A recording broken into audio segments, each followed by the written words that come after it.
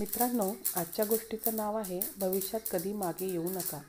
एक माणूस हत्तीच्या पुढे जात असताना अचानक तो थांबला आणि गोंधळात पडला की या प्रचंड प्राण्यांच्या पायासमोर एक साधीशी दोरी बांधलेली आहे.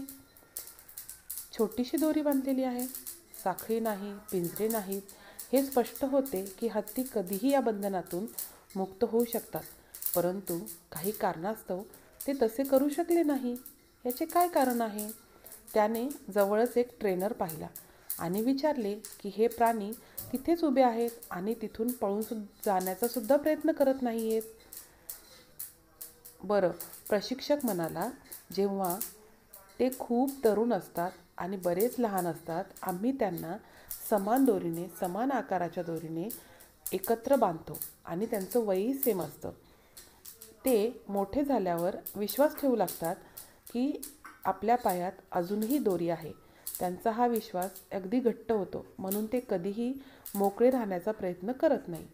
माणूस आश्चर्यचकित होतो. हे प्राणी कधीही त्यांच्या बंधनातून मुक्त होऊ शकतात, परंतु त्यांचा विश्वास आहे की ते करू शकत नाहीत, म्हणून ते जिथे होते तिथेच अडकले आहेत.